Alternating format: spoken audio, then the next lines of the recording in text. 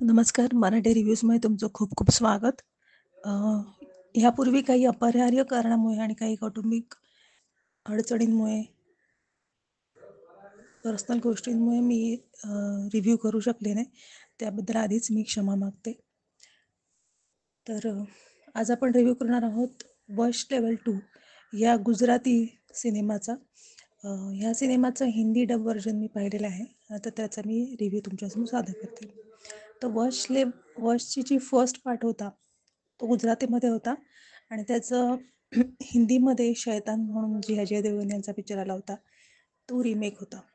परंतु त्याच्यामध्ये काही चेंजेस करण्यात आले होते. वश फर्स्ट पार्ट जो होता तो ॲडल्ट होता. त्याच्यात बऱ्याचशा एंडिंगमध्ये चेंजेस होते जे शैतान मूवीमध्ये नाही दाखवलेले आहेत. तिथे वेगळा दाखवलेला आहे. सो हा मूवी तुम्ही पाहिलेला नसेल तर तुम्ही जरूर पाहण्याचा प्रयत्न करा. शैतानवरून तुम्हाला थोडीशी आयडिया येईल, परंतु एंडिंग त्याच्यात वेगळी होती वश सिनेमामध्ये. सो हा जो सिनेमा आहे वॉच लेवल 2 हा पहिल्या पार्टपासूनच पुढे कंटिन्यू होतो. तर याच्यात स्टोरी अशी दाखवण्यात आलेली आहे की जसं वशीकरण केलं जातं तेच वशीकरण इथेही होतं. पण आधीच्या पार्टमध्ये फक्त एकीला म्हणजे आर्याला वशीकरण केलं होतं. तर आर्याचं वशीकरण अजूनही चालू आहे.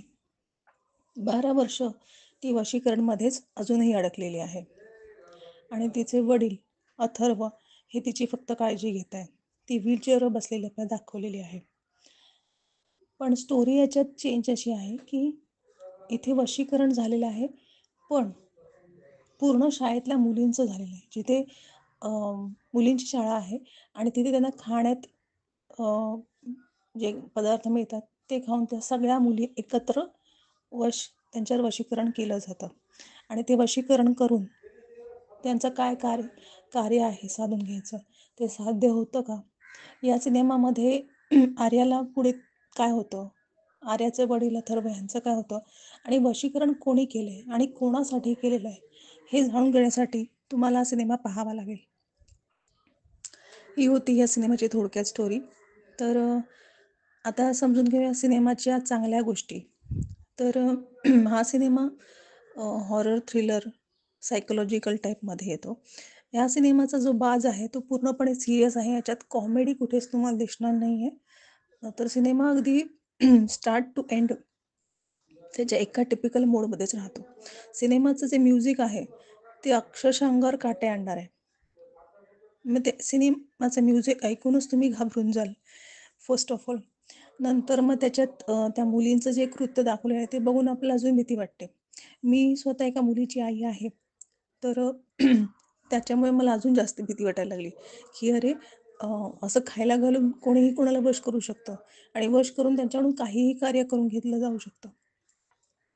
तर हे सगळं एक्स्ट्रीम लेवलला अजून म्हणजे वश सिनेमाच्या फर्स्ट पार्टमध्ये होतं त्याच्या पुढच्या लेवलला नेऊन दाखवलेलं आहे. सो सिनेमा तुमच्या अचानक कधी कधी अंगावर येतो आणि आपण एजवरच बसून हा सिनेमा पाहतो पूर्णपणे. सो असा हा सिनेमा आहे. सिनेमाची लेंथ खूप कमी आहे. अगदी फास्ट सिनेमा संपतो आणि फर्स्ट हाफ कधी येतो ते कळतही नाही. ओके.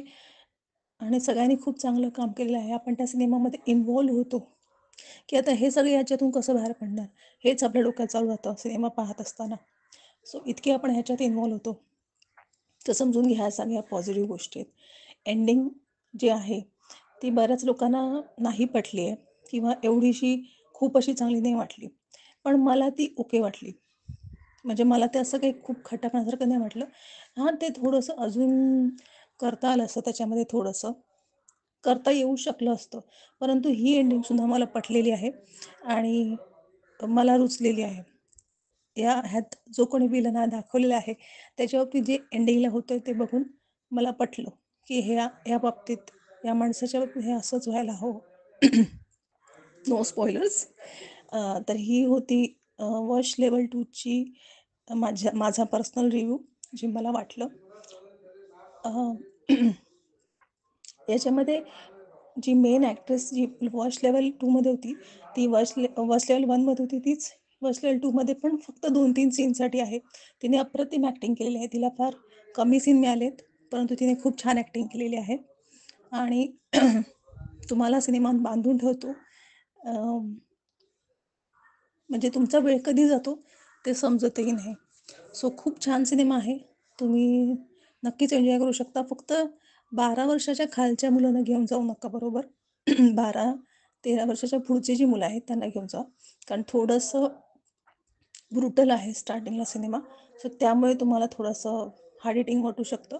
बाकी 12 वर्षाच्या पुढच्या मुलांना घेऊन तुम्ही नक्कीच घेऊन जाऊ शकता. याच्यात वल्गर शिव्या वगैरे नाही आहेत. ओके.